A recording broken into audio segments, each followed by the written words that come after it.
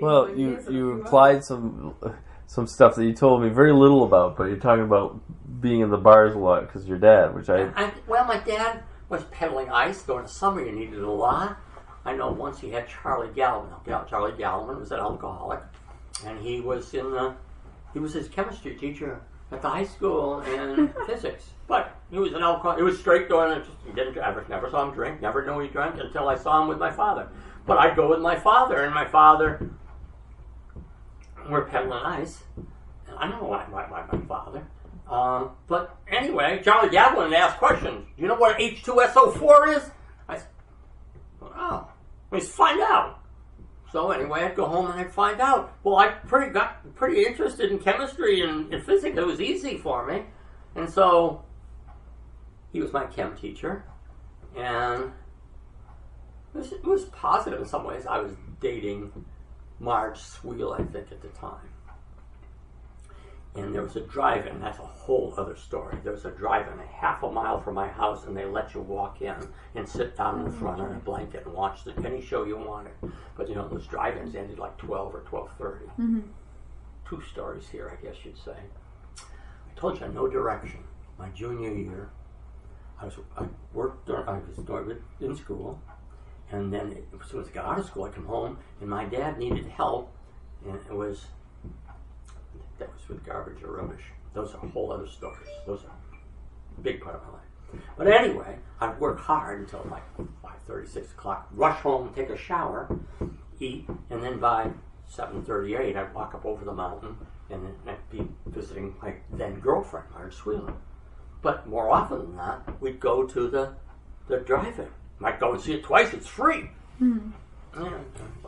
But I had no restrictions, remember. No restrictions at all. No time to come in. No restrictions. If I did my chore, I was free to do. And I played hard so that I didn't get much sleep. So my junior year... Nobody threw that around here. Yeah, my junior year, I got elected to go to Boise State. It was a big deal. 2 people from every high school in the state went to go to UMass. And they elected a person to go to the national state, and a second. I came in third. Big deal in Massachusetts, come in third.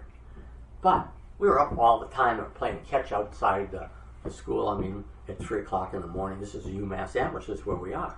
I go home, and so I've been dating all this time, lots of time, and getting in at 1 o'clock was a nothing.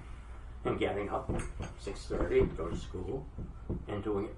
Anyway, the day after I came back, I couldn't get out of bed. I just couldn't get out of bed. And they helped me out of bed, and I collapsed on the floor. And they got scared. It was the time of polio, and they thought, I remember doctors came to your house in those days. And the doctor, they called the doctor, Dr. Thomas, whose garage I'd worked on over there. And he said, take him to the hospital now. No ambulances in those days. Not to come to your house, none of that stuff. So anyway, I went down there, and they ran all sorts of tests, and I was there was just full at the time. So I spent 3 days pretty much in the hallway of the hospital, because there were no rooms, and they ran every test. And then he met with my parents, and he said, he doesn't have polio. He's just so tired, his body won't go. His mind cannot make his body stand up. He is gone past any reasonable thing in terms of survival. And so they brought me home. I slept another couple of days, and I went right back out. True story. You think he was all that far from me? But I could not move. I could not move. Pepe, that runs through the blood. All these, a lot of things in common. So story. He keeps telling us about how he had no restrictions. You tell stories like you had no restrictions. Is that true, Rick? Do you think you had no restrictions? We were much too loose. Marguerite and I were going, how come I'm back into stories again? Marguerite and I thought of ourselves as liberal parents, and so we wanted the kids to develop and be self-confident. Well, we did it so much, of course, that respect for Papa was not part of the deal. For Mama, remember, Marguerite's father was a big man, 6'3", 250 more. Well, in his prime, maybe, but But he's big and tough. Terrifying. And violent. Oh, that's another story. Another night. We'll do those another night if you want to hear the stories. But the long... Where did I lose my track there? Everybody was deathly afraid of him. Everybody was deathly afraid of him in the family. Had three sons. He beat up the boys, who by the time I got into the picture were 25 and 30, and they'd come back out of the neighborhood. And he didn't stop beating them up until they came back from the Navy, and when he tried to beat one of them, the other joined in, and the two of them could take him. But everybody was scared, so nobody said, you don't tell him and Stanley anything. Nothing. Nobody dares to talk to him. So Mark Reed felt that way. And there was some of that in our family. You don't tell Dad.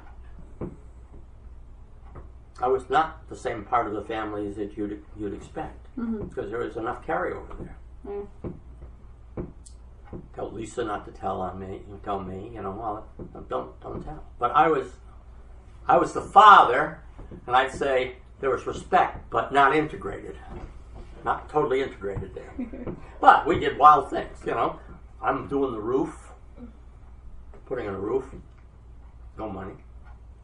And I remember Christy and some of the older kids sitting up on the peak of a 4-story roof while I'm putting on a new roof. Because I'm working, I don't get a chance.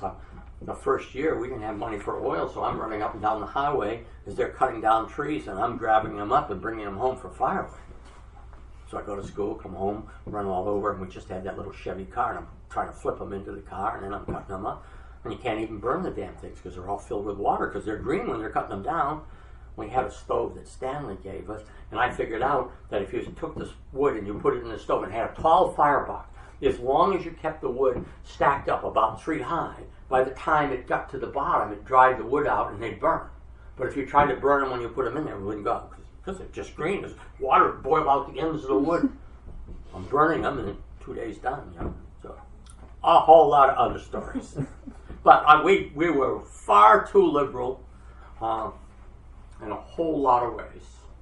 It would have been good, probably. They would probably have still been very self-confident without quite so much liberalism. What do you think of that, Rick? Do you think that's true? yeah, I think the girls are the same.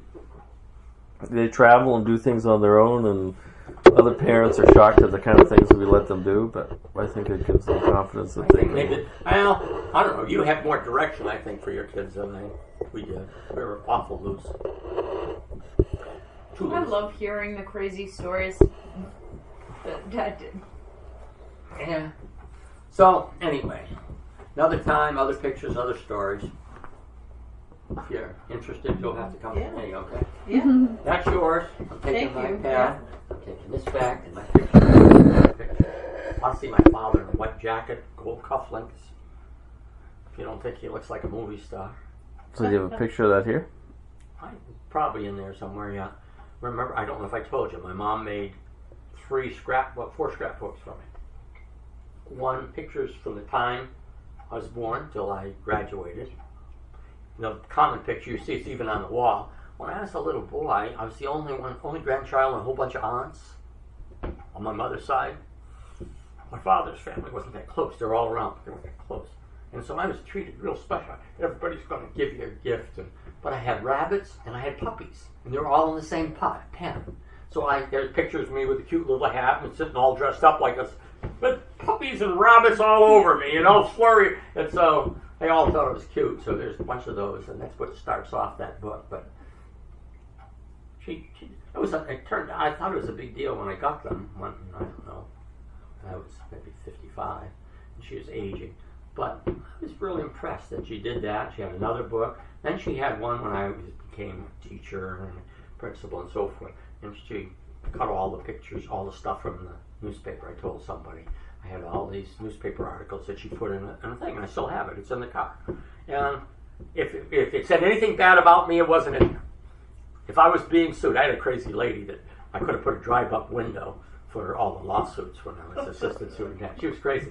They even had a special file in Concord for the whole state, and they called it the crazy file. It was Harriet Cady. It was my parent. And when Jane went to Washington, the Ed Department, they said, "You come from New Hampshire?" He said, "Do you know this woman, Harriet Cady?" So even Washington knew her. She tried to sue. Yeah, she was an interesting lady. Yeah, So- and interesting. She was a lady. I tried to put a drive-up window so you could drop off the lawsuits and not bother coming in. Wow. Yeah, I gotta go. I gotta do this. I gotta stop. Did she ever win any of them? Did she win any of them? No. The coup de grace from my side was the big win. The final coup, when you finally kill the enemy, was I left the teaching. I was a principal. I was moving on up. I was now the assistant superintendent. And her son, who was 15, sued her for emancipation. To break away. He was not going to allow her to be his parent anymore. The court allowed it. I loved it. How's that for a win? Yeah. She was such a crazy parent that he won. She drove her kid crazy. She was a fruitcake.